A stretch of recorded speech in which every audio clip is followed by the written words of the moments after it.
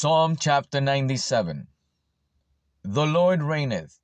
Let the earth rejoice. Let the multitudes of isles be glad thereof. Clouds and darkness are round about him. Righteousness and judgment are the habitation of his throne. A fire goeth before him, and burneth up his enemies round about. His lightnings enlightened the world. The earth saw and trembled. The hills melted with wax at the presence of the Lord, at the presence of the Lord of the whole earth. The heavens declare his righteousness, and all the people see his glory. Confounded be all they that serve graven images, that boast themselves of idols. Worship him, O ye gods. Zion heard and was glad, and the daughters of Judah rejoiced because of thy judgments, O Lord. For thou, O Lord, art high above all the earth. Thou art exalted far above all gods. Ye that love the Lord hate evil. He preserveth the souls of his saints. He delivereth them out of the hand of the wicked. Light is sown for the righteous, and gladness for the upright in heart. Rejoice in the Lord, ye righteous, and give thanks at the remembrance of his holiness. Character is tested. October 11. Clouds and darkness are round about him. Righteousness and judgment are the habitation of his throne. Psalm 97:2. God will test the character on every point. He has a father's heart, and he bears long with his children. In his dealings with the children of Israel, he pleaded with them in mercy and love. Patiently, he set their sins before them, and in forbearance waited for them to see and acknowledge their wrongs.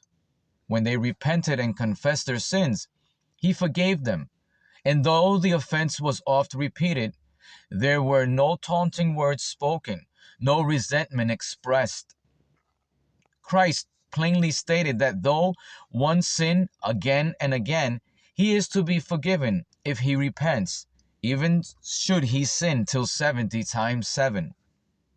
Words are a talent given to us in trust, and God will multiply every investment that is made in his love and in his fear. He will lift up and sustain the very ones who need sustaining. Remember that silence is eloquence.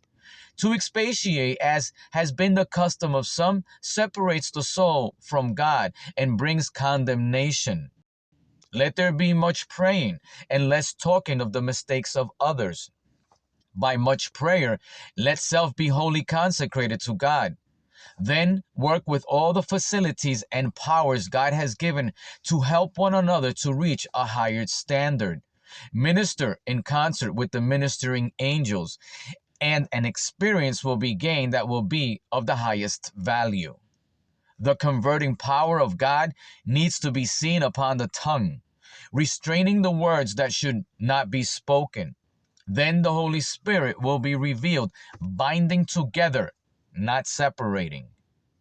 All who desire to be among the number who will stand before God without fault must begin without delay the practical work of overcoming.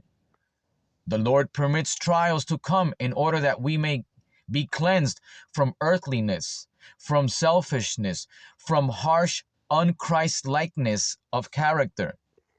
He desires to create in every heart a deep and earnest longing to be cleansed from every stain of sin, that we may come forth purer, holier, and happier from every trial which he permits. Our souls become darkened by selfishness, but if we can only see Jesus, there will be a dying to self. Changes will be made in word and action. If we are patient under the crucial test, we shall come forth reflecting the image of the Master. He shall bring forth thy righteousness as the light, and thy judgment as the noonday. Psalm 37:6. Righteousness and judgment are the habitation of his throne. Psalm 97, 2. Manuscript 61, October 11, 1900. Untitled manuscript.